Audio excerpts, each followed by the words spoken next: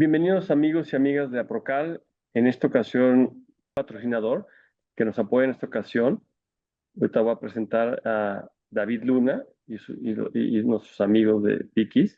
David Luna es egresado de la carrera de Ciencias de la Comunicación de la Universidad Autónoma Metropolitana Campus Xochimilco, en Ciudad de México. Cuenta con un D1 en el IPADE y un diplomado de innovación. De hecho, le preguntaba que era el D1, es como media maestría, nos platicaba. Y un diplomado de innovación, perdón, y periodismo de la Universidad de Stanford. Es comunicador especializado desde hace más de 25 años en temas de tecnologías, de la información, telecomunicaciones y tecnologías y pláticas relacionadas con la manufactura, así como temas de mejora continua, innovación, productividad, prácticas verdes o sustentables y responsabilidad social. Experto en traducir el lenguaje de operaciones y procesos industriales al mundo de los negocios y la cotidianidad, a nuestro mundo de compradores. Actualmente es director y fundador de la agencia de contenido 4.0, especializada en la industria de la manufactura y transformación digital. Entre otros cargos, fue editor general de la revista Manufactura de Grupo Expansión y director de contenido de la casa editorial especializada en medios industriales Carvajal y medios B2B, cargo que también ocupó en Reportero Industrial Mexicano y Mexico Industry. Ha tenido participación en múltiples foros industriales como ponente en temas relacionados a mejores prácticas de manufactura, tecnología para producción y gestión de plantas industriales, por mencionar algunos. Ha visitado una gran cantidad de plantas de manufactura y procesos en México, en Asia, Europa y casi toda América. Antes de darte la palabra, mi estimado David, nuevamente quiero agradecer a Dickies y Recap por ser amigos de Aprocal tantos años, ¿no? La plática que hoy vas a dar va a ser mejores prácticas de la planta a compras. Y quiero recordarles a todos que nuestro congreso es el 7 de noviembre en el Hotel Paragón Santa Fe, México, y se pueden inscribir en www.cisa2025.com. En el chat pondremos la liga para que si quieren ir, se puedan inscribir y adelante, el foro es tuyo. Bueno, primero que nada, agradecer a todos los asistentes a este espacio por dedicar unos minutos. Creo que se la van a pasar bien. Estas migraciones de conceptos de un área hacia otra, siempre esa transferibilidad de conocimiento suele ser interesante y nos da mucho margen para la creatividad, ¿no? Y obviamente agradecer a Procal, César Carlos, por este espacio, por la oportunidad de platicar con ustedes. Y desde luego a Work Outfitter, que representan México, Red Cap y Dickies, pues por invitarme también nuevamente en este espacio. Muchísimas gracias a todos. Primero que nada, entrarle al tema, ¿no? O sea, ¿por qué hablar de mejores prácticas de manufactura y cómo, lo que menciono aquí, llevarlas de la planta al área de compras? Bueno, esta transferibilidad de prácticas de manufactura realmente se pueden llevar a todos lados, sobre todo pensando en lo que significa en términos de eficiencia y de mejora continua. Esta historia empieza, curiosamente, y para hablar de transformaciones industriales, hoy estamos hablando mucho del concepto de industria 4.0, ¿no? Y la industria 4.0 no significa más que una etapa en la que todo está tendiendo hacia la digitalización. Digamos, la industria 1.0, si le podremos llamar así, se refiere a la revolución industrial. Hablamos, bueno, todos creo que en la escuela vimos estas clases de historia en lo que significó en Inglaterra, sobre todo la industria textil y toda esta transformación del uso de maquinaria y la sustitución de la mano de obra. Y eso fue como ese primer escenario. Después viene el segundo escenario que tiene que ver con la producción en línea, y lo digo con todo un propósito y que está aquí en esta lámina, que viene más que nada con los conceptos tayloristas y fordianos, ¿no? Que tiene que ver con la manufactura, el ensamble ya en línea y la producción masiva.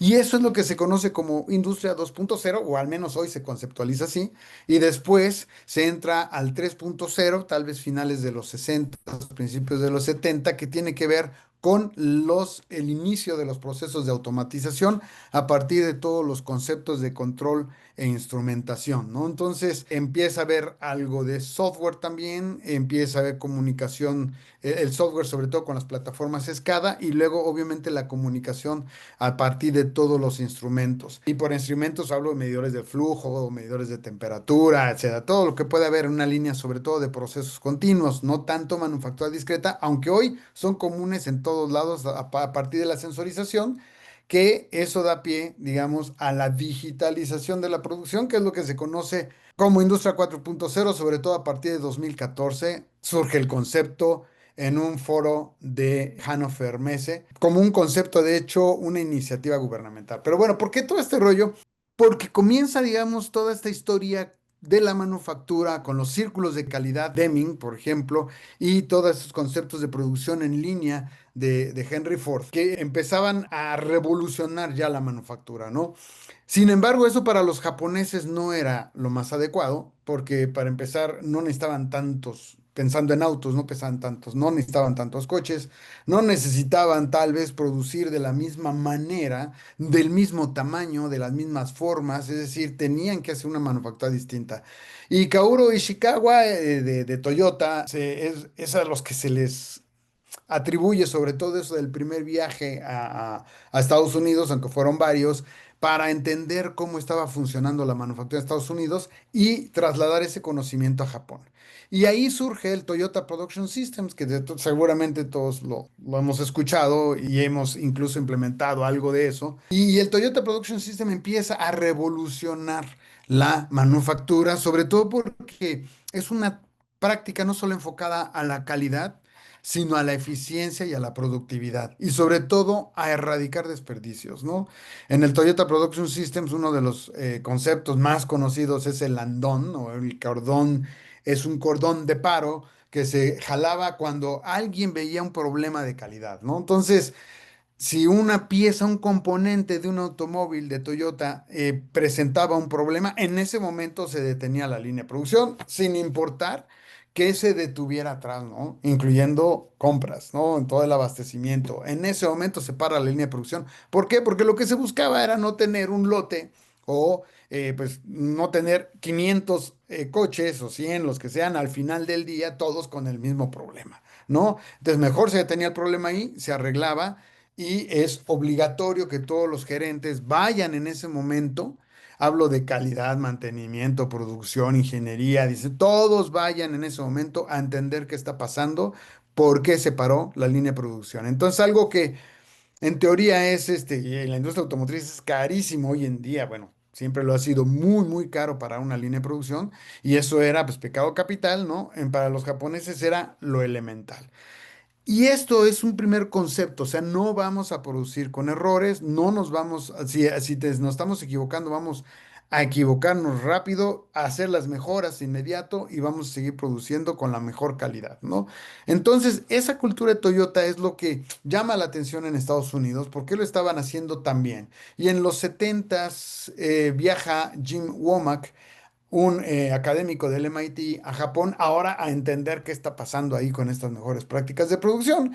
Y él regresa a Estados Unidos, quiere todos estos conceptos de mejora continua, que son puros conceptos o términos japoneses que seguramente conocen también, como Kaizen, como Pokayokes, como Kanban y todo el concepto de las 5 S, y se lo trae a Estados Unidos, pero ahora con un concepto occidental que es Lean Manufacturing, ¿no? Entonces ahí comienza todo el concepto Lean y es Jim Womack quien lo trae a Estados Unidos, y a partir de ahí se empiezan a implementar, es un juego de mejores prácticas en la manufactura para lograr la eficiencia operativa y sobre todo a partir de la mejora continua. Eso es muy interesante porque las mejores prácticas de manufactura no dejan de evolucionar, ¿no? Y de hecho hoy en día cada empresa, si ustedes van a Nissan, ellos tienen su Nissan Production System. Si ustedes van a Mazda, seguramente tendrán su Mazda Production System. Y si ustedes van a General Motors, tienen también su propio sistema de manufactura, pero Sí, todo se David, deriva alrededor de estos mismos conceptos, ¿no? Entonces, hay que ir a primero en la industria BYD, automotriz. hay que ir Adelante, César. con los chinos, hay que ir con los chinos BYD, a ver qué tal sistema tienen allá. Bueno, ahí es otra historia que curiosamente lo mismo que ya hicieron los coreanos antes que los chinos, aprendieron de todo esto para desarrollar tecnología y desarrollar manufactura de calidad. Es decir, eh, pues de hecho, los mismos japoneses, o sea, comprar un coche japonés a principios de los 70, finales de los 60, era sinónimo de te estás metiendo en un problema, ¿no? Para los gringos al menos. Después, si los japoneses ganan esta reputación de coches de muy buena calidad, luego entran los coreanos, no nada más con automotrices, sino con otros componentes como los electrónicos. De hecho, Corea estuvo trabajando de cerca en México para entender el modelo maquilador desde los 70 obviamente 80. De hecho, el modelo maquilador salva a México de la crisis del 94. Pero ellos vienen a aprender de nosotros, ¿sí? Los chinos también lo hicieron, pero sobre todo para llevarlo a prácticas de manufactura. Y ahí vamos, no vamos a entrar en ese tema porque es escabroso y no es el motivo de esta Otro plática. webinar. Pero, pero entonces la idea es que lo interesante es que ellos aprenden también y empiezan a implementar sus mejores prácticas a su manera para generar productos de alta tecnología y de muy alta calidad y con muy alta confiabilidad. Y los chinos, que lo mencionas, van por el mismo camino y con la diferencia que ellos tienen sí capacidades para producir prácticamente todo lo que se necesita en el mundo. Nos guste o no, esa es una tendencia que, pues bueno, está ocurriendo ya es más que visible. Pero bueno, esas son las mejores prácticas, o sea, cómo a partir de distintas técnicas, metodologías, se permite, se asegura que la manufactura siempre esté en evolución, ¿no? Y esto es interesante porque, como lo decía hace un momento, tiene que ver no nada más con no nada más con el área de manufactura de producción, sino tiene que ver con otras áreas y tiene que ver con otras áreas de la empresa, no nada más de la planta. Me refiero a finanzas, ventas, compras, etcétera, etcétera, ¿no? Si no está bien coordinadas las prácticas de manufactura con el resto de la empresa, pues no sirve de mucho, ¿no? Y eso es precisamente de lo que quiero platicarles hoy, ¿no? Estas buenas prácticas de manufactura, eh, lo que permiten o lo que nos enseñan es, lo puse de una manera muy esquemática, muy sencilla. Primero, a estandarizar, porque la estandarización nos permite mejorar. Si nosotros tenemos procesos estandarizados, los podemos observar, los podemos medir y los podemos mejorar. Eso es un aprendizaje continuo. Obviamente, y estos son como los fundamentos de la ingeniería, ¿no? El medir nos permite corregir, nos permite mejorar. Y de ahí se impacta en el diseño y del diseño pasamos a la fabricación de nuevos productos ya con ese componente de mejora que se hizo a partir de los procesos anteriores. Y después viene algo muy importante, que es la optimización. Y más adelante vamos a hablar de prácticas sustentables, ¿no? La optimización nos permite también sostener o mantener la operación en los mejores niveles posibles en el futuro. Entonces, eso es básicamente una forma de ver lo que nos permiten estas prácticas de manufactura. Ahora, ¿cómo empiezan a llegar a otros ambientes, ¿no? Es como una diáspora de prácticas de manufactura, ¿no? Como una migración hacia otros campos.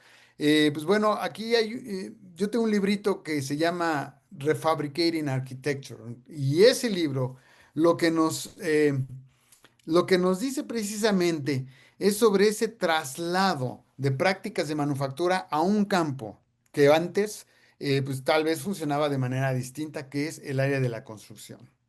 Este libro se publica en 2004, creo que sí lo mencioné, y los autores, que son Stephen Kiernan y James Timberlake, lo que dicen es que todas las prácticas de manufactura, todas las metodologías se pueden llevar a la construcción para que se genere digamos, procesos de eficiencia y de mejora continua también. Lo que dicen también en este libro es que es posible hacer una integración entre el diseño, la técnica de producción, para generar una inteligencia de diseño y que converja en todos los ámbitos de la producción. De hecho, empiezan a hablar de que el tema de la arquitectura y la ingeniería civil deberían ser prácticamente integrales, trabajar siempre de manera en conjunta, ¿no? Que sí sucede, pero ellos los llevan a un grado muchísimo más profundo, ¿no? Y a partir de ahí, obviamente, llevar todo este concepto de la definición de módulos y sistemas repetitivos para lograr la estandarización adecuada y también detectar los fallos antes de que sea demasiado tarde, sobre todo en la construcción, ¿no? Y no sé si ustedes han comprado, seguramente sí, cuando compran una casa, eh, siempre tiene una garantía de al menos 2 años para daños ocultos, oficios ocultos, ¿no? que por ahí quedó mal la tubería o que por ahí quedó. Entonces, de pronto, al año de que compraron su casa nueva y están felices, se encuentran con problemas de humedad. Y eso es un problema que como para empezar a encontrar de dónde se desprende la humedad. Y segunda, hacer la reparación, lo cual sería muy costoso. Entonces, lo mejor, lo recomendable es que quede bien a la primera. No podemos permitir que si hay algo mal conectado en, por ejemplo, una toma de agua, puede ser eléctrica, puede ser lo que sea, pues dejarlo y seguir construyendo. Adelante, César. Eso en compras le llamamos vicios ocultos y pedimos una fianza de vicios ocultos a quienes compramos obra civil. Yo ya no compro obra civil, pero quienes lo hagan deben de pedir una fianza asociada. Ahorita haciendo la analogía contigo, David. Continúa.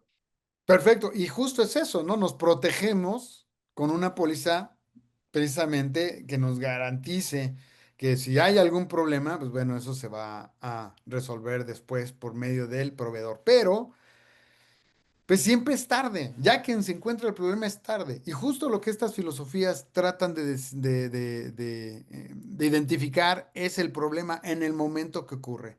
Para la industria automotriz, los famosos recalls, ¿no? Es como el monstruo que queremos evitar, ¿no? Que se quiere evitar. Es decir, ¿por qué tengo que llamar, por ejemplo, eh, autos, bueno, yo tenía un auto marca Chevrolet, bueno, voy a decir, la marca hace muchos años, que después de 2 años me llamaron por teléfono para decirme que tenía que cambiar la palanca del cambio de luces, del cambio de las direccionales, porque traían un problema de fábrica, entonces me lo cambiaron gratuitamente, ¿no? Entonces, ¿sabes qué buena onda estos? No. Qué mal, se equivocaron y les debió haber costado una fortuna, porque si era todo un lote, y que luego vamos a ver también temas de trazabilidad, si era todo un lote lo que estaba mal, imagínense el costo millonario para a una empresa fabricante de autos, ¿no? Que viene para la industria de la construcción o para cualquier otro. Si ustedes compran polímeros, por ejemplo, ¿sí? Y el polímero viene con algún problema, pues sí se van a dar cuenta si son fabricantes de plástico cuando inyecten el plástico, ¿no? Y entonces pues, ya es demasiado tarde, ¿no? Ya les retrasó la producción, tal vez ya cayeron en multas con sus proveedores, tal vez ya perdieron algo de reputación que tenían con sus clientes, perdón, y entonces esto todo provocado por un lote dañado desde la materia prima, ¿no? Entonces, esto es por eso bien importante parar en el momento, ¿no? Y obviamente trasladar ciclos de retroalimentación desde el diseño para que se entienda qué es lo que está pasando con la producción y cómo podemos mejorarlo, que ahí viene el famoso Kaizen, son reuniones periódicas o permanentes en donde los ingenieros o los técnicos o los operadores dicen qué ven de bueno y de malo en su área de producción, concretamente en su tarea específica. Y de hecho, por ejemplo, yo me acuerdo de una empresa en Guadalajara, todavía eran Siemens BDO, después se convirtieron a Continental.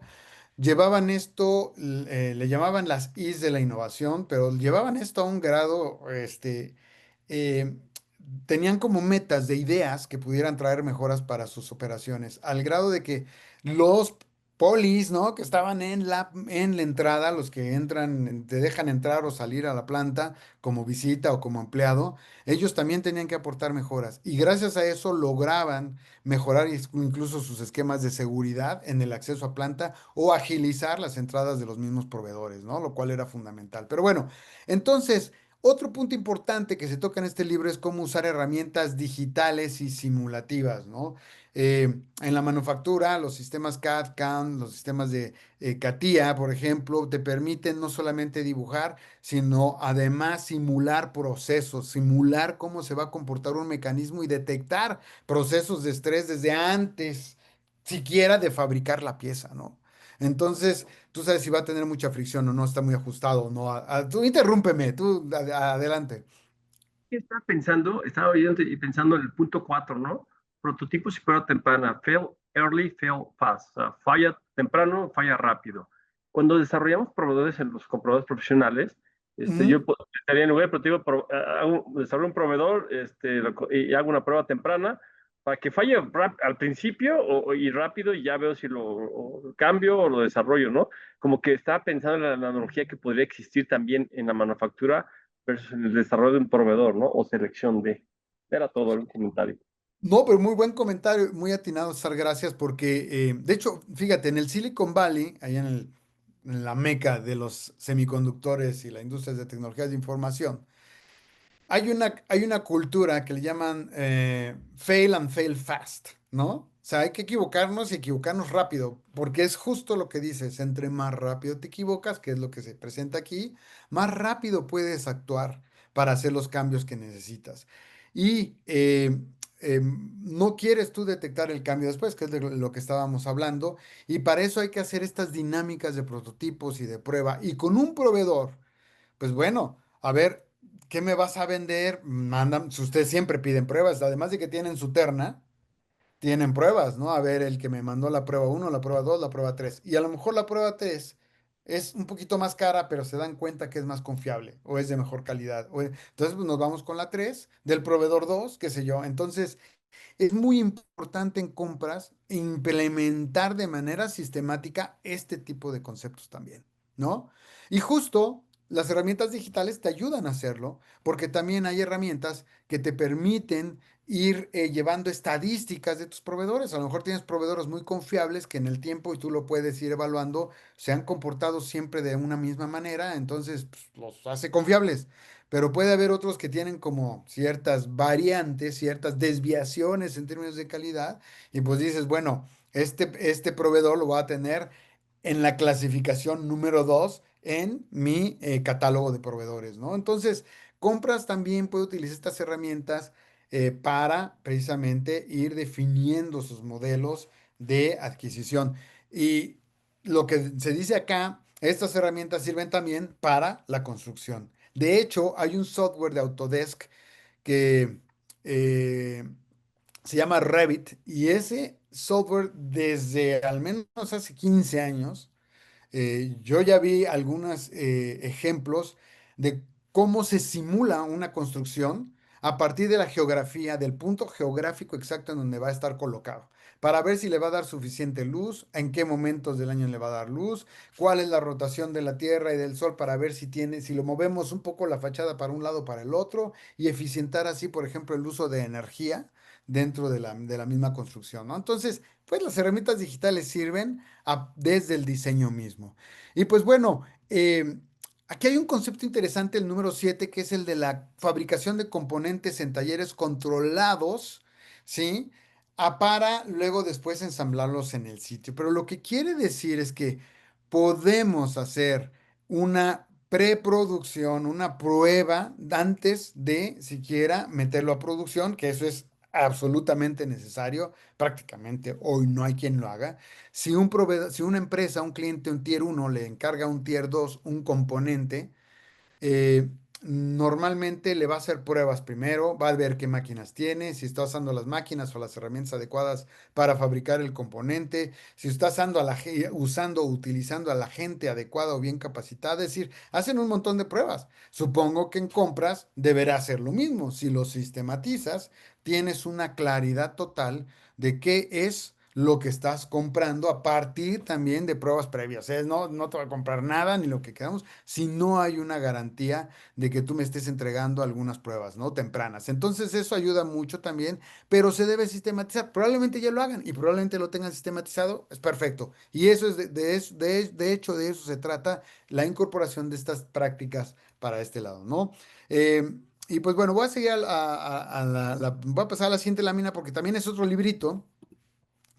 Este, ay, perdón, aquí está. Y curiosamente alguien retoma el tema, ¿sí? Esta Dana Gulling, que escribe este libro en 2020, si no me equivoco, se llama Manufacturing Architecture. Eh, y lo que dice ella es básicamente lo mismo, pero ahora utiliza o ya trae todos los conceptos que hoy entendemos de digitalización y manufactura, eh, tra- eh, perdón, sí, transformación digital en las empresas, el uso de software, el uso de automatización para además meterlo dentro de los procesos arquitectónicos de construcción. Entonces, aquí ya entran los conceptos incluso de inteligencia artificial y empiezan a entrar mucho más, con mucho más fuerza el tema ambiental, que sí también se toca en el otro libro, ¿no? Entonces, para ir avanzando, eh, pues las analogías son interesantes, ¿no? Las decisiones técnicas al final impactan en el costo total de un producto.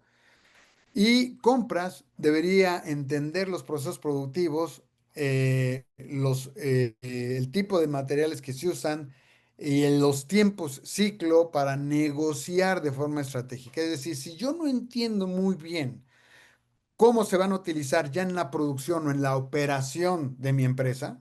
Puede ser un área de servicios, pensemos una flotilla de autos, ¿no? Que yo estoy comprando las refacciones. Bueno, necesito entender bien. Me decía un experto en mantenimiento, en tu coche traes llantas, pero no traes faros, ¿verdad? O sea, tú traes una llanta de refacción, pero no traes un faro, porque sabes que la llanta te puede fallar y además si te falla ahí te quedas parado. Tienes que traer siempre una llanta de refacción, pero no un faro, porque para empezar, es más difícil que se descomponga o que se deje de funcionar y cuando deja de funcionar, puedes seguir moviéndote con el coche, ¿no? Claro, en México tienes que estar también alerta de que si es en la noche, pues te van a multar, pero entonces ya son otros temas, no es tan prioritario. Entonces, entender toda la lógica de la operación es fundamental para también definir las prioridades en las áreas de compra y ahí sí debe haber una mancuerna completa entre operación o producción y las áreas de compra, ¿no? Entonces, si no hay esa comunicación, Houston tenemos problemas, ¿no? Debe haber esa comunicación, pero eh, fidedigna. Y voy a pasar a algo interesante que son los retos actuales de de las áreas de compras, que pues tienen que reducir costos sin sacrificar la calidad, ¿no? Tienen que cumplir sus plazos y todos los compromisos que tienen que ver con aspectos de ambientes, gobernanzas, todos estos conceptos de empresas o de gobiernos corporativos o de empresas responsables que se tienen hoy en día. No puedes hacer una compra de algo, vamos a pensar que vamos a comprar un jabón para que se laven la mano los empleados en los baños. Bueno, debe ser también un jabón que no contamine el agua, ¿no? O sea, debemos cumplir también con esos requisitos porque también la parte de sustentabilidad o de ambiente, del cuidado del medio ambiente tienen que ver con la responsabilidad de compras. Entonces, la colaboración, en este caso con manufactura, con el área de diseño, que pueden ser otras áreas, les reitero, puede ser el área financiera o el área logística, o sea, la colaboración con la operación es fundamental y aquí hay un tema importante, ¿no? En general, sí hay una escasez de talento técnico y también se ha detectado una, a veces, no adecuada visibilidad total del costo, lo que se llama el costo total de propiedad, ¿no? Todos los costos ocultos que hay detrás de unas compras y eso pues no lo vamos a ver si no entendemos perfectamente la operación vaya, el fin que va a tener el producto, ¿no? Algo interesante es que ya alguien que ha escrito sobre estos conceptos también, y voy a hablar de un autor que se llama Paul Mayerson, que escribe un libro que se llama Lean Demand Driver Procurement, y que tiene que ver con las compras orientadas que sean a partir de la lógica de la demanda, ¿no? Entonces, porque al final la demanda es lo que va mandando, eh, la demanda, bueno, marca el ritmo de la operación. Eh, lo que se trata en este libro es precisamente de llevar este pensamiento Lean de eliminación de desperdicio, enfrentar lo que vale, lo que tiene valor y lo que no tiene valor, a hablar de flujos continuos, ¿no? Que son pensamientos Lean, llevarlos a las áreas de compra, siempre llevarlos de manera metodológica y tener en cuenta todos estos conceptos. Eh, Aquí hay conceptos en Lean Manufacturing cuando hablamos de la demanda ya como un disparador de las compras o de la producción, que tienen que ver los sistemas pull frente a los sistemas push, cuáles son las señales reales de consumo, ¿no? No es lo mismo el consumo, eh, por ejemplo, en el área de yogurts, lo platicábamos en una reunión previa. Hoy me cambian la etiqueta de un yogurt y le ponen que es menos azúcar, aunque sea la misma cantidad casi de azúcar, o le ponen una etiqueta más saludable Y eso puede hacer que mi producto que se venía vendiendo de cierta forma o que estaba previsto para cierta temporada, eh, tenga una afectación solo porque alguien se me adelantó y lanzó una estrategia de mercadotecnia. Entonces, eso es importante. A lo mejor le agregan un sabor de temporada que yo no tenía previsto y eso me cambia. Entonces, las señales son bien importantes. Eso es muy diferente al sector automotriz, ¿no? Pero cada mercado tiene sus propias señales de consumo, por lo cual hay que hacer ajustes dinámicos. La visibilidad del proceso es fundamental y aquí hay otras técnicas como los mapeos de procesos, que también se puede mapear el flujo en compras, según lo dice aquí Paul Myerson, y también la identificación de cuellos de botella, que esto tiene que ver sobre todo con la teoría de restricciones, y esto lo trae al mundo de la manufactura Eliyahu Goldratt, un físico israelí, que bueno, muy conocido. Si ustedes estudian ingeniería industrial, seguramente lo tuvieron que leer en algún momento en la universidad. Pero Eli Goldratt habla precisamente de lo que dice fundamentalmente es que una cadena de producción o una cadena operativa funciona a la velocidad del eslabón más lento, ¿no? Entonces, pues si yo tengo por ahí esos cuellos de botella o eslabones lentos me están afectando toda la operación. No son casos aislados ni se funciona en silos, ¿no? Entonces, algo que funcione de manera muy lenta o que esté teniendo problemas en producción me va a generar un sobreinventario en otra área, por ejemplo. Pero bueno, entonces esto es importante y sobre todo la visibilidad tiene que ver con la transparencia, no solamente es entre las mismas etapas de operación, sino en la producción o en las etapas en las áreas de la empresa también, ¿no? Entonces, esta parte también de la mejora continua lo toca como un requerimiento lean. Y aquí hay que ver estos ciclos de compras, hay que hacer experimentaciones, ver dónde están las fallas, tener una retroalimentación constante, permanente, para que se pueda a partir de ello establecer siempre prácticas de mejoras y, de ser posible, empezar a implementar en compras eventos Kaizen, que no son más que, como lo decía hace un rato, reuniones periódicas en donde todos se reúnen y empiezan a decir qué salió bien, qué salió mal, bien, dónde la regamos y qué proveedores también, cuáles no, y a partir de ahí empezar a calificar y a establecer iniciativas o tácticas que nos permitan mejorar nuestros procesos de compras, ¿no? Obviamente hablamos de colaboración, voy un poco más rápido, de colaboración con proveedores, redacción de tiempos y buffers, ¿no? Que siempre hay en estos procesos, sobre todo a lo mejor lo que se atoran son los pagos y el proveedor no entrega y nosotros tenemos que corregir eso, de lo contrario estamos sacrificando la operación. Y nuevamente, Paul Merson lo que habla es de utilizar la tecnología como un habilitador. Hoy tenemos inteligencia artificial o sistemas de analítica avanzada que nos permiten entender mejor todos los datos que ya están en pues en nuestros sistemas, ¿no? Y obviamente medir. Ajá. Las métricas son fundamentales para entender qué está pasando y lograr entender dónde realmente debemos centrar o identificar el valor, ¿no? Tanto los tiempos de entrega como el cumplimiento mismo de las entregas, los retrabajos de órdenes, es decir, hay muchas cosas que están en este concepto, ¿no? Pero bueno, entonces si nosotros vemos qué pasa de la manufactura a las compras cuando nos llevamos todas estas técnicas, pues bueno, primero es importante transferir estas metodologías y adecuarlas, ¿no? Tropicalizarlas, como decimos en México, a partir de componentes de compras que nos permitan lograr una estandarización de nuestros procesos y que nos permitan tener una menor variedad de piezas o perdón, productos con un costo alto, pero sobre todo costo alto de propiedad y eliminar la complejidad al máximo, ¿no? La integración de diseño y producción en manufactura se lleva a compras en cuanto a involucrar al área de compras realmente en todos los procesos operativos. Adelante, César. Ahora que fuimos al Congreso Global de China, ¿Mm? platicando con una persona de los autos chinos, ¿no? Que hay muchos, pues, ya son el número uno en autos eléctricos en el mundo, pero me decía que todos se suministran o sea, hacen eso lo que acabas de decir, todos tienen el mismo, casi el mismo proveedor de la plataforma, de la batería, de las llantas.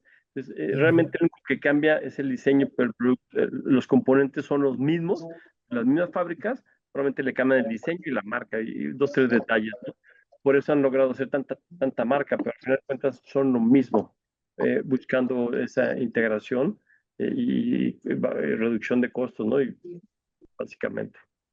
Y es un excelente ejemplo, qué bueno que lo traes y yo te voy a dar otro y tiene que ver con la producción de máquinas herramienta en Taiwán. Hay un clúster de máquinas herramienta en la ciudad de Taichung, que está bueno, entre Taichung y Taipei, que es la capital, y un poquito al sur, la ciudad de Taichung que en áreas muy reducidas están todos los proveedores de componentes para máquinas herramientas, ¿no? Entonces hay usillos, hay quien hace los tornillos de bola, hay quien hace cierto tipo de engranes, hay quien hace los chocks de sujeción, es decir, hay distintos componentes, cada quien los hay especialistas en cada uno de los componentes. Y los integradores, lo que en la automotriz sería prácticamente un OEM, una ensambladora, lo que hacen es, a partir de sus diseños, ir ajustando la compra de componentes, pero los proveedores son los mismos. Eso es un fenómeno de clusterización muy, muy en línea con Michael Porter, ¿no? Lo que habla de la integración o del desarrollo de clústeres industriales. En México medio se está entendiendo esto, pero no fabricamos tecnología, sino se está haciendo también para nuestros mismos modelos maquiladores. Pero trabajar en clusterización, en clusters, siempre es muy provechoso porque nos permite justo hacer o lograr este nivel de eficiencias, César. O sea, la verdad es muy, muy buen punto el que tocas. Y pues bueno, para ir, obviamente, los ciclos de retroalimentación que tiene que ver eh, con la constante evaluación de los procesos productivos, también se puede hacer en el área de compras para lograr una mejora continua que de estas mismas especificaciones de los productos o de los insumos que se necesitan, todo el sourcing, para a partir de ahí definir y mejorar siempre de manera permanente la calidad de las compras, ¿no? Entonces, nuevamente regreso al uso de herramientas digitales, fundamental. Esto se usa mucho en la manufactura, cada vez más. Hoy, por ejemplo, para el control de la producción ya se utiliza inteligencia artificial. Se utiliza inteligencia artificial para los procesos, por ejemplo, de maquinado. Para los procesos de inyección de plástico, los CNCs ya incorporan módulos o algunos componentes de inteligencia artificial que les permite incluso actuar en el momento que se está llevando una operación para hacer ajustes, para hacer ciertos ajustes y lograr que la operación no tenga errores, ¿no? Es decir, la tecnología ayuda muchísimo, ¿no? Imagínense en áreas de compras que tengan alerta cuando inmediatamente algo se sale de un parámetro de lo que se tenía esperado, a lo mejor en temas de presupuestos o en términos de calidad, ¿no? Inmediatamente les salten los indicadores, pero que ni siquiera sea un humano el que se da cuenta, sino que sea el mismo software el que lo detecta y les manda el aviso, ¿no? Entonces, los humanos cometemos errores. La inteligencia artificial, sí, cuando la programamos mal, pero la inteligencia artificial hace lo que le decimos o actúa a partir de los juicios que nosotros y también los prejuicios que nosotros establecemos ahí, ¿no? Pero ya el tema de la ética y la inteligencia artificial es otro tema, sería interesante luego hablarlo. Pero bueno, al final todo impacta en algo, el costo de ciclo de vida del producto.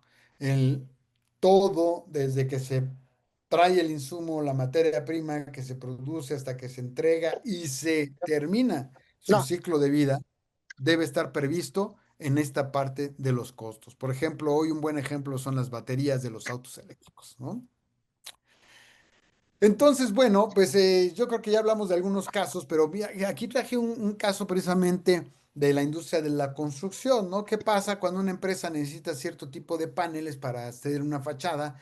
Pero como son modelos distintos de casas, pues los paneles son diferentes y hay que empezar a solicitar el panel tipo A con el B, con el C, con el uno, con el 2 y el verde con el rojo y empatarlos para pues tener cierta diversidad de diseño de casas, pero bajo una misma proyecto de producción, ¿no? Entonces, esto hay que hacerlo a partir de un proceso o puede hacerse la analogía, aquí pongo, de un sistema de personalización de Jueguenlo. repetitiva de la manufactura, ¿no? Entonces, a partir de estos conceptos se puede lograr hablar con, en este caso, con los proveedores, se involucra al proveedor desde el primer momento y en ese momento se fijan estrategias para que se generen las pruebas, se sepa el número de lotes, el orden el orden en el que se deben producir los lotes, incluso si se van a generar ciertos inventarios para producción, es decir, pues hoy voy a producir 20 y aunque sé que se van a usar 10, pero yo conservo este inventario de 10 porque me conviene tener al cliente, pues bueno, el proveedor se hace cargo de eso, pero ya hay una coordinación perfecta. Sabemos que cuando yo necesito un panel de ciertas características para ya colocarlo en la construcción, lo voy a poner, ¿no? Y entonces, esto, cuando se logra esa integración desde el momento de compras, se logra la alineación con el proveedor, se entiende exactamente qué necesita y cuándo lo necesita el área de producción, pues bueno, el resultado es que al final tenemos construcciones que se ven diferentes, pero que además fueron construidas con componentes muy distintos, ¿no? Y pero con el mismo proveedor y con la misma lógica de producción. Esto reduce tiempos, permite que se estandarice también el proceso de producción o respetar los procesos de estandarización de la producción y compras puede planear contratos que además se puedan utilizar en proyectos futuros, ¿no?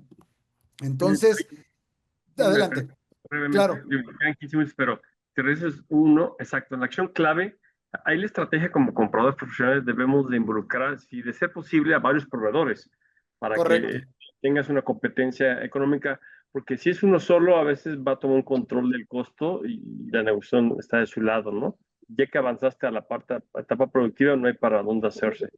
Ese es Y mi de hecho, es una plática, es una mejor práctica en áreas de compras, ¿no? O sea, no tener solo un proveedor, sino varios, no solamente por temas de transparencia, sino que también se evitan eh, temas de corrupción, por ejemplo, ¿no?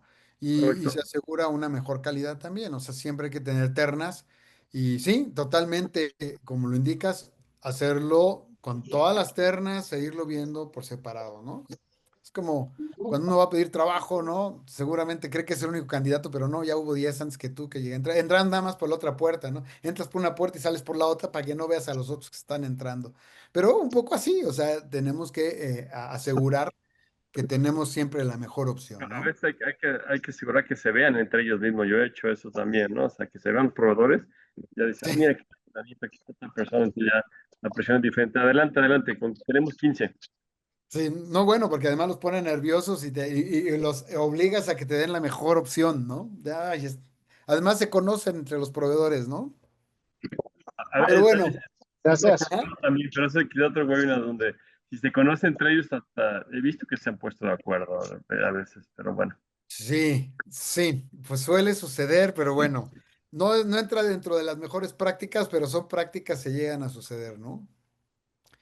Entonces, bueno, si vemos, si comparáramos en términos de procesos relacionados o prácticas relacionadas con el área de compras y con manufacturas, a partir de todo esto ya podríamos ver una transición o unas, pues ya analogías, ¿no? Esto no es nuevo, esto ocurre, seguramente ustedes ya lo hacen de manera a lo mejor formal, muy metodológicos, a lo mejor solo lo hacen de manera informal, pero seguramente ya pues van haciendo ligas de qué, en dónde hacen qué cosa, ¿no?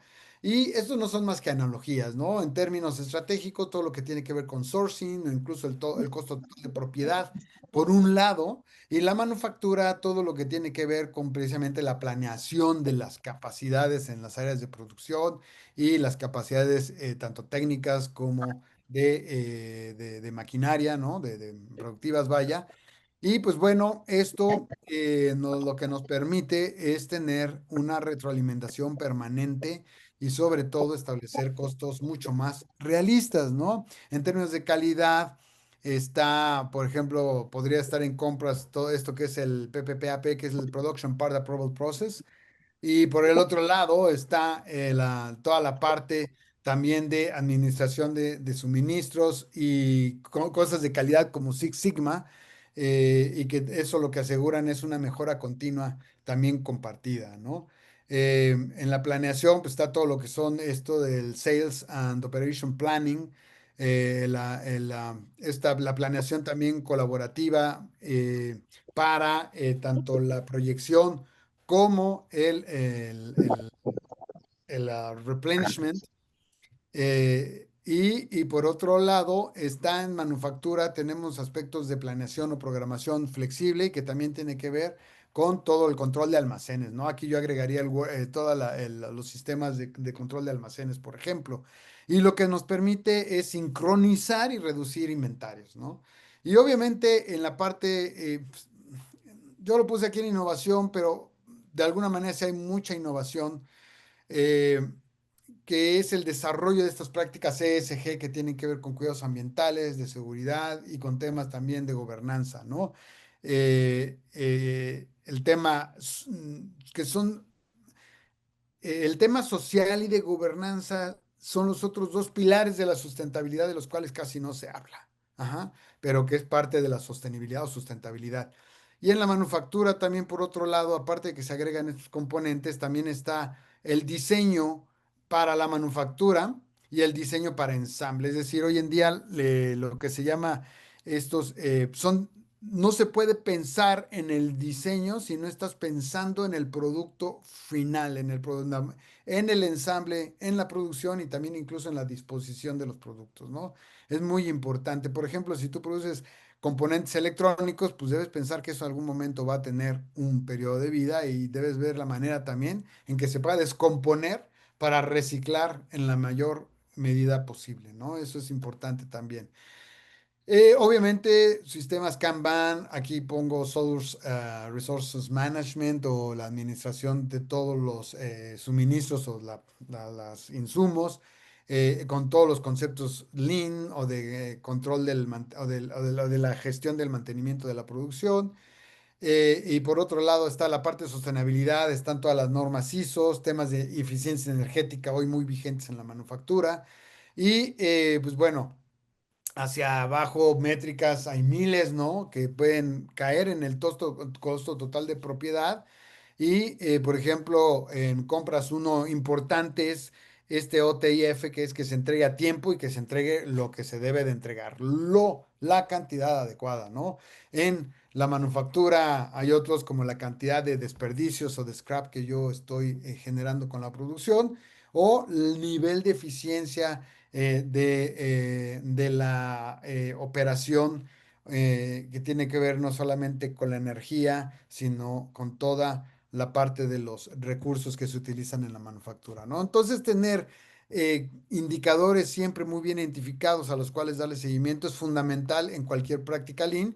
Y ahí lo que me encanta de las prácticas Lean son los tableros. Siempre están visuales, ¿no? Toda esta información siempre es muy visual y se van viendo los indicadores en el momento. Si ustedes trabajan en áreas de manufactura o han visitado plantas de manufactura, van a ver en todos lados, en cada línea de producción, un tablero gigante que está indicando el cómo va la planta, desde cómo van produciendo, si van con el número de partes o el número de errores, hasta el número de accidentes, es decir, se mide todo realmente. Al final, eh, algo interesante es que eh, si lo vemos de manera muy simplificada, sí. Cuando se tienen compras tradicionales sin un concepto Lean, pues bueno, se compra muchas veces por precio y eso pasa muy, muy a menudo. Eh, Acabo de visitar a una empresa precisamente que en la compra de uniformes tiene muy bien uniformada a su gente de producción y las tiene por colores porque dependiendo del área en donde estén es cómo los tienen uniformados y además tienen etiquetas que indica un poco más o menos la naturaleza de su función. Y entonces le pregunto, bueno, este, le estás invirtiendo una lana en uniformes.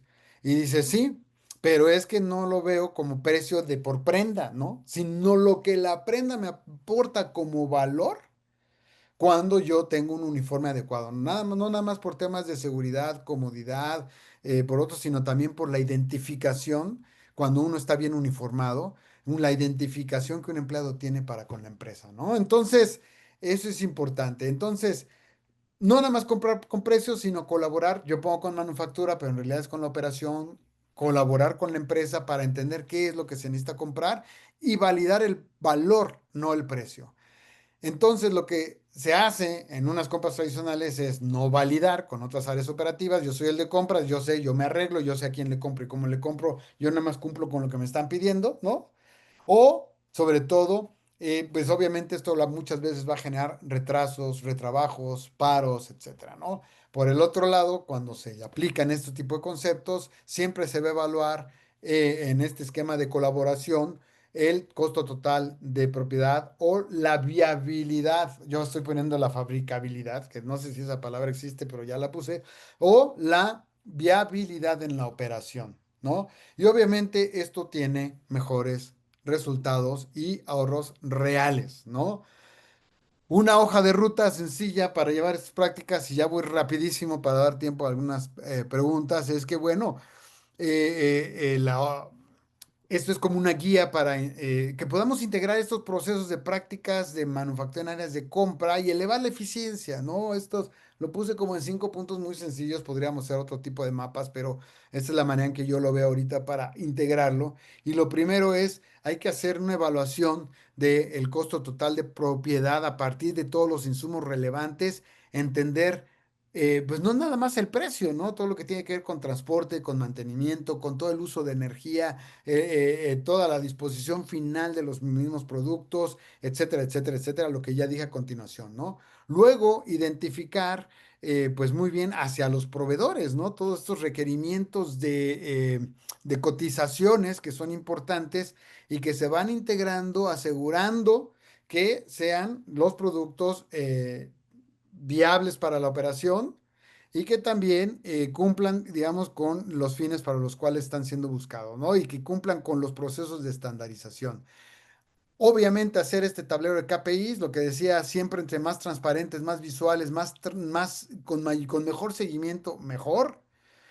Después pensar en esta metodología, un sistema que nos relacione mucho mejor con nuestro proveedor, conocerlo a fondo, saber sus capacidades, sus necesidades, tener una calificación y una categorización, ¿no? Por ejemplo, eh, en el área del periodismo, en las agencias de comunicación o de relaciones públicas de las empresas nos tienen identificados a los periodistas acorde a nuestro perfil. Qué tan objetivos somos, qué tan poco objetivos somos, qué tanto nos gusta golpear, qué tan bien hacemos nuestras notas, qué tan profundo, nos tienen pero bien calificados, y muchas de estas agencias que se dedican a observar al periodista, que lo usan para saber qué tipo de acercamientos tener con cada uno, quién me afecta, quién no me afecta, qué medio escribe, etcétera, nos tienen hasta por ciertas códigos, ¿no? Que si, bueno, y aquí ya voy a evidenciar mi edad, pero en la serie, no sé si se acuerdan de la serie Combate, una serie muy vieja de los setentas de la Segunda Guerra Mundial, se hablaban estas en clave 35 años. Jaque mate rey 2 aquí, alfil, no sé qué, y esas claves que usan también los taxistas, todo el mundo, los Uber, los policías, ¿no? Entonces, pues ya nos tienen bien identificados por claves, y hay que generar estas claves también para evaluar y tener bien identificados a nuestros proveedores, ¿no? Entonces, al final esto es fundamental. Este impacto ambiental, social, de seguridad, de gobernanza que tiene que tener nuestras compras en función de la alineación con los mismos objetivos de la empresa. Esto tiene que verse aparte en los productos y en todos los servicios que adquiere una empresa, ¿no? Entonces, pues esa es pues una ruta es muy sencilla, ir asegurando, Tenemos dos preguntas incorporando. para ayer, David. ¿Perdón? Tenemos 2 preguntas y 4 minutos. Perfecto. Cierro con esto. ¿A dónde vamos? Beneficios, mejor ahorros, calidad, reducción de scrap, de paros, de reprocesos, mejor relación entre compras y toda la operación. Aquí pongo plantas, pero es cualquier tipo de empresa en la operación, y una alineación con los objetivos que hoy ya son indispensables, ¿no? Y bueno, aquí lo más importante y el mensaje final que yo quisiera dejar es que compras debe aprender de la manufactura, que compras no solo compra, sino construye valor. Y también preguntarles, pues bueno, ¿qué prácticas de manufactura ustedes ya tienen o podrían adoptar mañana? ¿Y qué métricas compartidas podrían fortalecer tu trabajo o el trabajo que ya estás haciendo, sobre todo pensando en otras áreas de la empresa. Y pues muchísimas gracias, esa sería toda mi presentación. Muchas gracias. A ver, ahí te van dos preguntas, don David. Gracias. Sí, Dice, muchas veces el stopper que encontramos en compras es que el stakeholder usuario en el área de la ingeniería de mantenimiento ya está casado con algún proveedor y lo justifica mencionando que es el único que tiene el expertise técnico. La labor es convencer que hay nuevas mejores opciones sin descuidar la calidad, ¿no? O sea, quieren imponer un proveedor, ¿no? Que también por ahí comentaban, ¿no? O sea, ¿tú qué sugieres ahí? eso, eso es bien, híjole, es tan común eso, porque mira, consultores del área de mantenimiento, precisamente, los principales problemas que tienen con los mantenentes o con el gerente de mantenimiento es que ya se las saben todas, no les van a enseñar nada. No es que, mira, tenemos esta forma de mantenimiento productivo total y bla, bla. No, no, no, a ver, a mí no me vengas a decir eso, ¿no? Mantenimiento proactivo, ¿no? Yo sé de un caso, no voy a decir, pero es una paraestatal que quisieron implementar mantenimiento proactivo y el sindicato no quiso porque eso le corresponde a mantenimiento y no al operador, ¿no? El mantenimiento proactivo no es más que el operador mismo se haga cargo de su máquina al final de su jornada y la deje en buenas condiciones, ¿no? Eso en un sindicato no se puede. Es decir, siempre hay este tipo de trabas culturales. Pero la verdad es que la transparencia, precisamente lo que yo he visto en los casos que he podido documentar, es que la transparencia es lo que más ayuda. No hay de otra, se implementa un sistema y en ese sistema se ponen todos los indicadores, se ponen todas las prioridades que estamos buscando, etcétera, y a partir de eso calificamos. Y ahí sí el que salga mejor, y si de verdad este es la persona a cargo, en este caso de mantenimiento, tiene al mejor proveedor, pues ahí se va a demostrar, ¿no? Y hay muchos indicadores que tienen que ver hasta con confianza y con el relacionamiento, ¿no? Tiempo de respuesta, etcétera. Perdón, no sé si respondo esa pregunta. Pero dice, ¿qué opinas con respecto al área de manufactura? ¿Manejan mini inventarios porque no confían en el abastecimiento de compras? Un minuto para responder. Los mini inventarios, bueno, sobre todo tienen que ver con el tema, uno, el just in time y otro, el costo de inventario, ¿no? O sea, entonces, tienes que tener solamente la materia justa para meterla en producción y pero también deben tenerla en camino, lo que necesitan acorde a la planeación de la producción, ¿no? Tú puedes trabajar inventarios tan pequeños como buena sea tu planeación de producción y como buena sea tu integración con otras áreas. Si no, estás en graves aprietos, ¿no? Si no, no es más que una terquedad que te va a meter en problemas muy, muy a menudo. Dickies, Red Hat y obviamente David Luna, muchas gracias por toda tu información. Muchas gracias. Nos No, cerramos el día de hoy. Hasta luego, no, David. hombre, muchísimas gracias a todos. Les agradezco mucho su tiempo y su paciencia.